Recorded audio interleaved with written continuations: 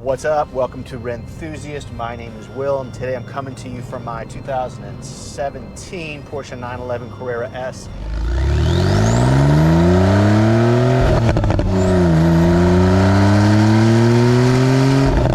The 991.2 variant, and I just got to say this right off the bat, horrors, I'm driving this car in the rain. Yes, I drive my cars regardless of the weather conditions. In today's video, I'm going to talk to you a little bit about this car. I'm going to give you a follow-up on last week's video in which I reviewed the car. I told you guys really what I love about the car, and there were a couple downsides to it which I shared with you in that video as well. So I'll put a link to that video at the end of this video in case you are interested. So in that video too, I told you guys that I was getting ready to list the car. So I put the car on the market the day after that video went live, and 4 or 5 days later, I got a full price offer from a local to me buyer. Really good guy. I'm gonna bet we're gonna be friendly after the transaction. But anyway, I sold the car against my better judgment. I don't know if you're like me, but whenever you're getting ready to sell a 911 that you have bonded with, that you particularly enjoy, for whatever reason you're selling it, you have that doubt creep in, right? Like, I spent all day yesterday agonizing over maybe reaching back out to the buyer and telling him, hey, I appreciate it, but I've just decided to keep the car.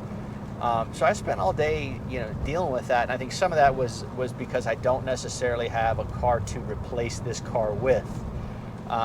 So that brings me to the second point, right? So you may be asking yourself, like, why would you sell a car that you like so much? I have only allowed myself a certain amount of equity to put into my, rather small Porsche collection. And this car I have enjoyed so much that I'm putting a lot of miles on it, and I'm concerned with depreciation. So I know that I'm going to exit the car at some point, just by virtue of how I like the ownership experience I pursue. So I knew I was going to sell it, and I figured I needed to do it before I put all the miles on it. It was like, really, I couldn't restrain myself from driving the car. So that's why I'm selling it. This car I bought locally, I don't know, several months back from a gentleman. I won't take you through all the details, but the bottom line is the car presented itself to me in a way that allowed me to say, hey, I think I'd really enjoy experiencing it and owning it. And so bought it, and I've really come to love the car. I'm gonna do 2 more videos for you guys before I let go of this 991. I actually struck a deal with the buyer that, hey, give me a few days to shoot some content for the channel. And he was amenable to that. One video I'm gonna do, it's gonna be the 5 things that you'd love about owning a 991.2 Carrera S, and the other one will be the 5 things that will annoy you about owning a 991 Carrera S. So keep your eyes peeled for that. I'll say this, like, coming up with the script for the video about the things that'll annoy you, that was a little bit tough because this car is so good. So back to yesterday. I spent time like thinking and rethinking my decision to sell.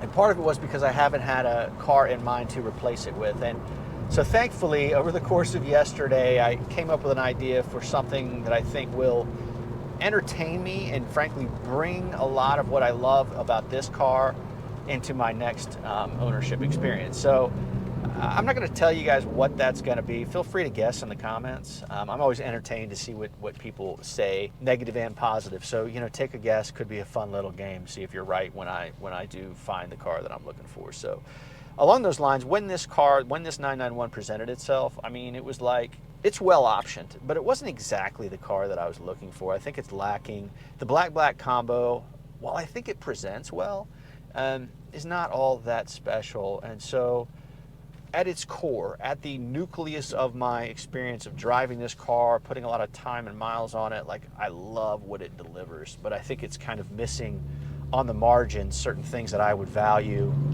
A couple of cool, options and maybe even a different color. And so, for the next step, I'm going to be able to be really intentional. I'll do a search. I'll bring you guys along for the purchase experience. And so that should be fun. Along the lines of videos that are coming soon, I thought I'd give you a glimpse into that. So first of all, I do have like a nice list of videos. They're largely water cooled, so if you're an air cooled viewer, I urge you to expand your horizon, right? Be a little patient. You might find something new that you like.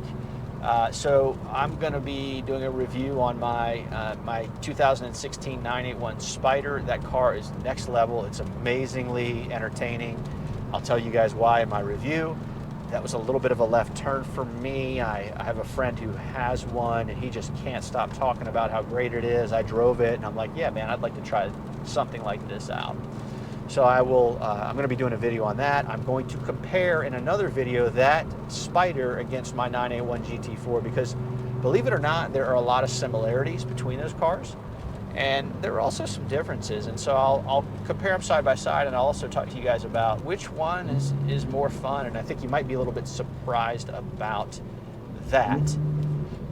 Another video that's coming soon is one that I've been getting a lot of requests for, and it is documenting my journey with my ice green metallic 1976 911S mid-year Porsche mid-year 911 that has a 3.2 motor in it. And so if you've been following along, that car has been a real pain for me. When I first bought it, I was super excited about it. You know, if you saw those videos, I'm like naively saying this will be my forever 911. And sidebar, I've figured out that I shouldn't use forever and any car that I own in the same sentence. But anyway, I digress. The car was one that I had been pursuing for a while, and anyway, I got bitter kind of quick on that thing because I feel like I got zapped by the seller. So in the video on the 76, I'm going to take you through the process, talk to you about what went sideways on me, even though I got a PPI done. I made a mistake on that one, and I'll share that with you guys. Talk you through the repairs. I'll link the videos that covered the repairs in that documentary video. I'm going to talk to you guys too about the experience I had of missing reserve on Bring a Trailer with that car. And so I feel like a lot of my ownership experience enjoyment has to do with like the experience I have with the seller of any car that I buy. And that experience was so negative that the car became a money pit. I just found more and more surprises, and so I decided to sell it, and I figured Bring a Trailer was the right place to do it. And then the auction went all sideways thanks to a couple of online and offline haters. Anyway, sorry about getting a little negative on you guys. So those are the videos that are coming down. I am going to miss this 991.2, but I do think the car that I backfill or replace this car with is going to be very fun. It'll be a fun hunt. I'm going to try to take my time, unlike other cars I bought. Super impetuous, and it's got me in trouble. Not patient at all. But anyway, that's a whole different story. But yeah, I'm excited about the one that I'm going to pick up, and I'm also excited about publishing all that content. I've taken a few months off because of summertime, family trips and stuff, which has been great and therapeutic, but it's time to begin to deliver more Porsche content to you guys. So I'm going to see you guys next time, hopefully.